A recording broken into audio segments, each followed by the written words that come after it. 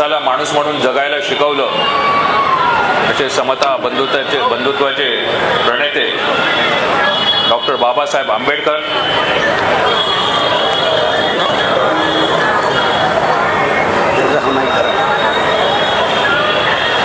आज ज्यांची पुण्यतिथी आहे असे मराठी मनाचे मानबिंदू हिंदू हृदय सम्राट श्रीमान बाळासाहेब ठाकरे यांना वंदन करतो आणि आपण सर्व जमलेल्या जनसमुदायाला मी सर्वप्रथम जय महाराष्ट्र. वेळ जास्त झालेला आहे, महिलाही मोठ्या प्रमाणात आहेत याची मला कल्पना आहे, पण गेल्या एक 2-3 आठवड्यांपासून आपण जो काही प्रचाराचा झंझावात सर्व सहकार्यांनी उभा केला आहे त्याची आज ही सांगता सभा आहे, म्हणून मी थोडा वेळ आपला घेणार आहे. या गेल्या काही दिवसातला जो प्रचाराचा झंझावात होता त्या प्रचाराच्या झंझावातामध्ये प्रत्येक जण, प्रत्येक सहकारी कार्यकर्ता याने या ठाकूरांच्या बेबंदशाहीचं अपयश घरोघरी पोहोचवलेलं आहे. ही बेबंदशाही एवढ्या मोठ्या प्रमाणात आहे की जन्माला आल्यापासून ते मेलेल्या माणसाला या ठाकूरांच्या भ्रष्ट कारभाराचे चटके लागत आहेत. आपल्याकडे मागील 35 वर्षांपासून आमदार हितेंद्र ठाकूर आणि नंतर 2009ला डिलिमिटेशन झाल्यापासून त्यांचे चिरंजीव उच्च विद्याविभूषित आहेत, फॉरेन रिटर्न आहेत, ते आमदार म्हणून आहेत. खर तर जो माणूस एखादा तरुण बाहेर शिकायला जातो आणि बाहेरून शिकून आल्यानंतर जेव्हा त्याला विधानसभेसारखं एखादं मोठा मंच मिळतो जनमानसाची सेवा करण्यासाठी, तेव्हा त्याने काय करायला हवं. 2009 पासून आमदार असलेल्या या क्षितिजी ठाकूर यांनी, ज्यांना परदेशी शिक्षणाचा अनुभव आहे, त्यांनी शिक्षण क्षेत्रात काय केलं मी थोडक्यात आपल्याला सांगणार आहे. एकूण 60 आरक्षण महापालिकेकडे होती, हायस्कूलची, कॉलेजेसची. एकही आरक्षण त्यांनी त्यांच्या कारकिर्दीत महापालिकेकडे वर्ग करून घेतलं नाही. ज्या काही 10-12 जिल्हा परिषदेच्या शाळा आहेत त्या मोडकळीस आलेल्या आहेत. मुलांची बसण्याची व्यवस्था नाही, तिथे शौचालय नाही, पाणी नाही.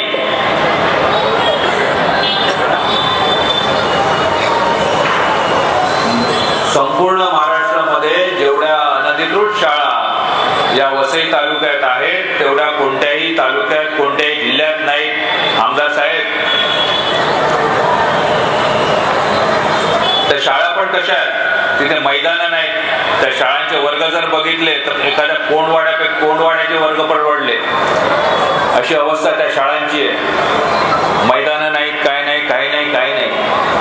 विषमता तर अशी आहे की तुम्ही एका वर्गाला जर बघितलं तर तो वर्षाची 1-1.5 लाख रुपये फीस भरतो, AC क्लासरूम मध्ये बसतो, आणि एक फार मोठा वर्ग जो त्यांचा मतदार आहे, त्यांच्या मतदारसंघातला नागरिक आहे, तो अक्षरशः कोंडवाडे असलेल्या क्लासरूम मध्ये बसतो. एवढी विषमता आहे. ही विषमता कोणी दूर करायची?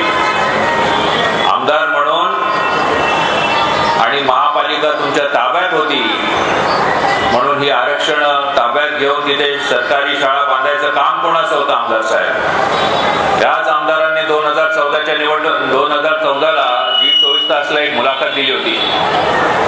त्यात सांगितलं 100 एकरमध्ये आम्ही एज्युकेशन हब बनवू. 100 एकरमध्ये.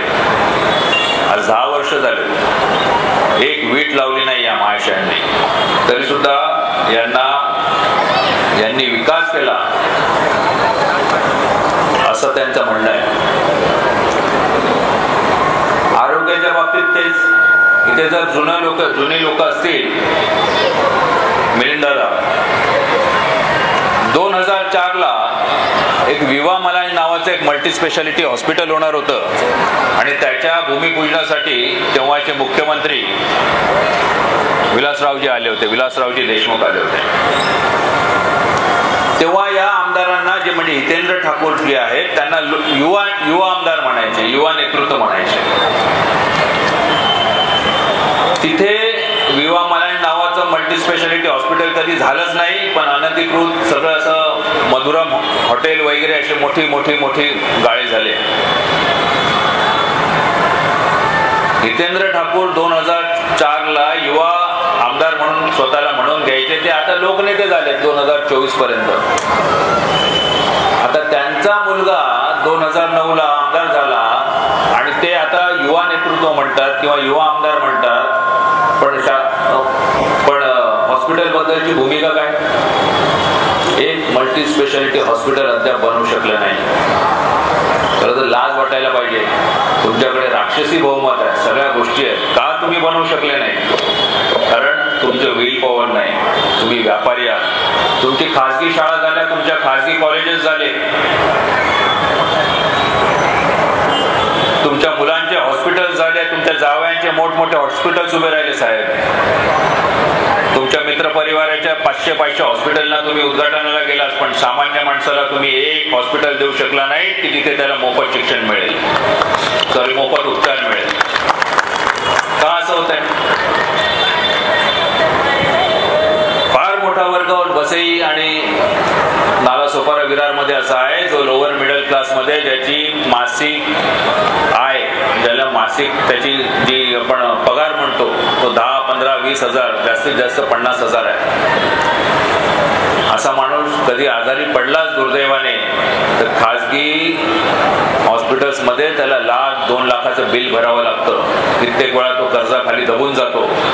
कोण बदलणार ही परिस्थिती?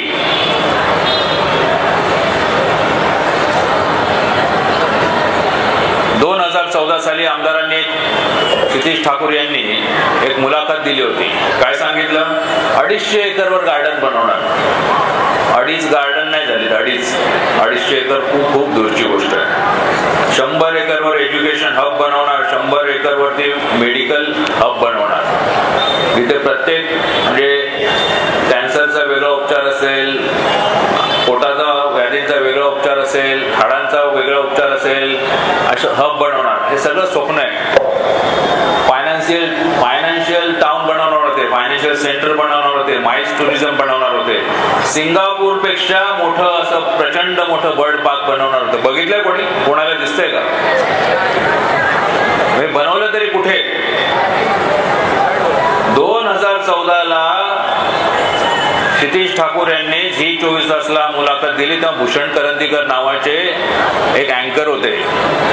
2019 ला पुन्हा त्यांनी झी24 तासला मुलाखत दिली, तेव्हा तेच अँकर होते भूषण करंदीकर.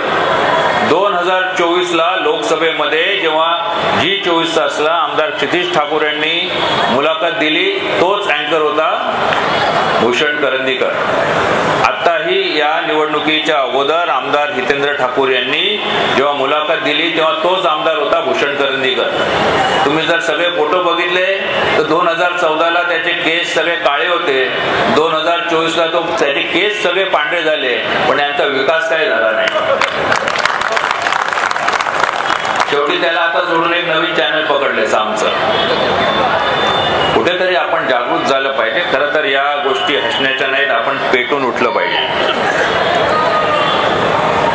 वसई विरारला, नालासोपाऱ्याला आज धारावीच्या सारख्या कमीत कमी 4-5 झोपडपट्ट्या तयार झालेल्या आहेत. हा फार गंभीर विषय आहे, कारण तिकडे कोणत्याच सुविधा नाहीयेत आणि लोकसंख्या त्यामुळे प्रचंड मोठ्या प्रमाणात वाढलेली आहे. गावाच्या गावं उद्ध्वस्त झाले. मी तर म्हणतो पूर्ण वसई उद्ध्वस्त झाली आहे. या लोकांचं पुनर्वसन होणं फार गरजेचं गरजेचं आहे. त्यामुळे आम्ही आमचे जे नेते आहेत बच्चू कडू साहेब यांच्याशी बोललो. त्यांनी आम्हाला शब्द दिला की धनंजय, आपण जेव्हा सरकारमध्ये येऊ तेव्हा या लोकांसाठी क्लस्टर आणि SRAच्या योजना आणून यांना यांच्या हक्काचं घरं देऊ, आपण यांचं पुनर्वसन करू. 3 आमदारांना जे जमलं नाही तो एकटा बच्चू कडू करून दाखवेल.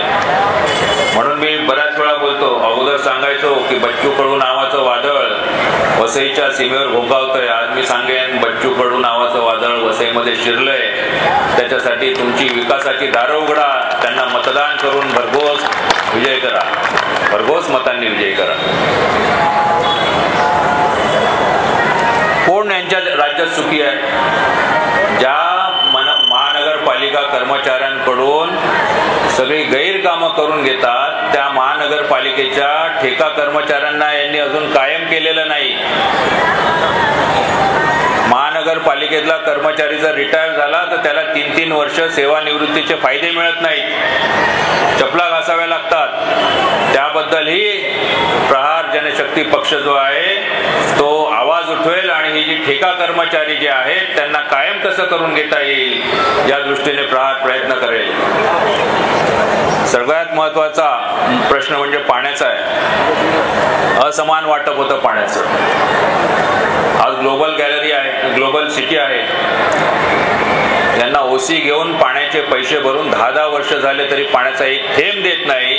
पण त्याच्याच बाजूला असलेली ठाकूरांची जी स्कीम आहे गोकुळ, विवाह गोकुळ, त्याला ज्या दिवशी OC मिळते त्याला त्याच दिवशी पाण्याचं कनेक्शन मिळतं. तेवढा सत्तेचा माज आहे, तेवढा सत्तेचा अहंकार आहे. काय पाणी मिळणं हा काय सामान्य नागरिकचा हक्क नाही? पाणी काय फक्त ठाकूर त्यांच्या जवळच्याच लोकांना देणार?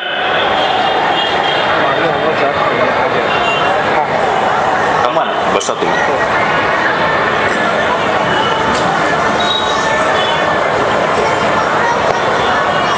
पाणी मिळणं हा सर्वसामान्यांचा अधिकार आहे. त्या ग्लोबल सिटीमध्ये जाताना त्या जकात नाक्याला उजव्या हाताला वळतो तेव्हा डाव्या बाजूला मधुरम नावाचं हॉटेल आहे मोठं व्हेज.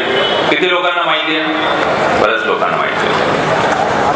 अनधिकृत आहे पण पाणी 24 तास, पण ठाकूरांच्या मर्जीतलं आहे. सत्तेचा माज, सत्तेचा अहंकार यालाच म्हणतात. तुम्हाला सत्ता जी दिली आहे ती सर्वसामान्यांसाठी दिलेली आहे. पण दुर्दैवाने वसईतल्या जनतेला कळायला फार उशीर झालाय की ठाकूरांनी सत्ता ही फक्त आणि फक्त त्यांच्या सगळे सोयऱ्यांसाठी वापरले. सामान्य माणसांचा त्याच्याशी घेणं देणं नाही.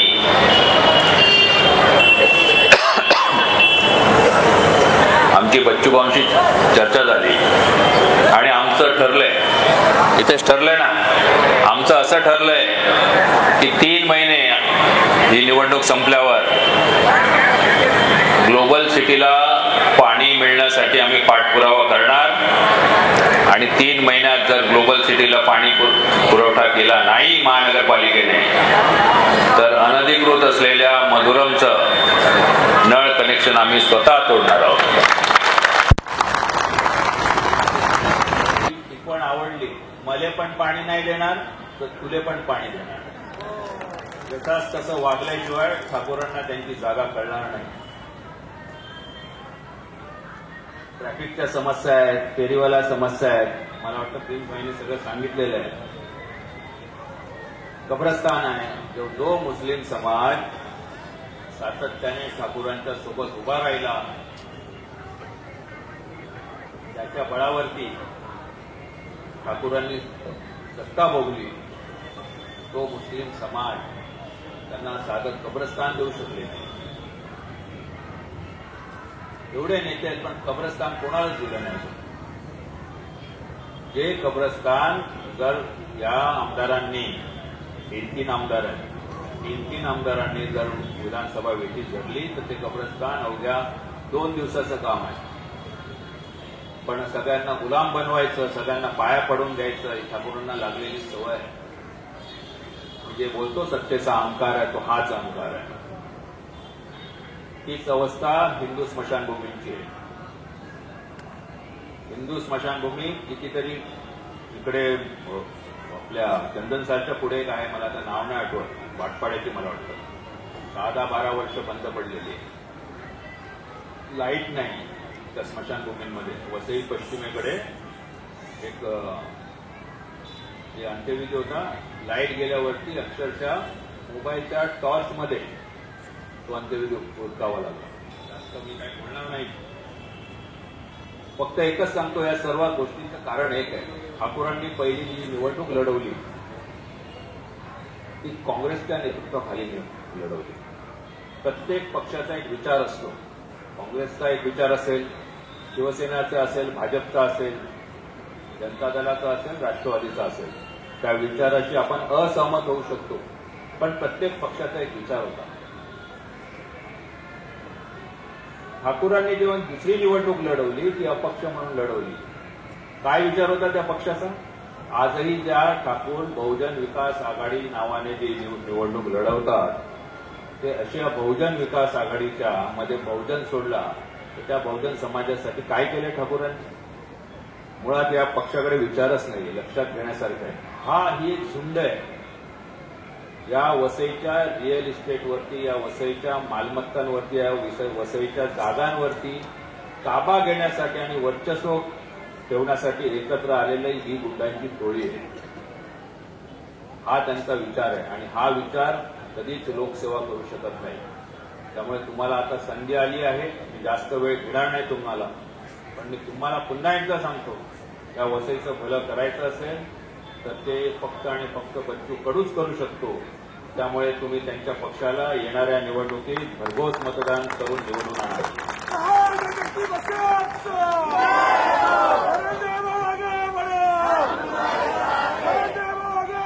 वेळ जास्त झालेला आहे. ही शांता सभा आहे, मी एकटीच धरणार नाही. पुन्हा एकदा आपले हात जोडून आभार मानतो, कारण ज्या पद्धतीने आपण सर्वांनी मागील 15-20 दिवसामध्ये जे प्रचाराचं रान उठवलेलं आहे, कोणतीही ताकद नसताना, कोणताही पक्ष नसताना, नेता नसताना, त्या सर्व प्रहारच्या, स्वराज अभियानच्या, शिवसेनेच्या सर्व सहकाऱ्यांना बरोबर हात जोडून वंदन करतो. आपलं प्रेम, आपला स्नेह, आपला आशीर्वाद असाच माझ्या पाठीशी कायम ठेवावा. आम्ही आपल्या सेवेत पुन्हा रुजू आणि कोणतीही कमी पडून देणार नाही याची ग्वाही देतो. जय हिंद, जय महाराष्ट्र.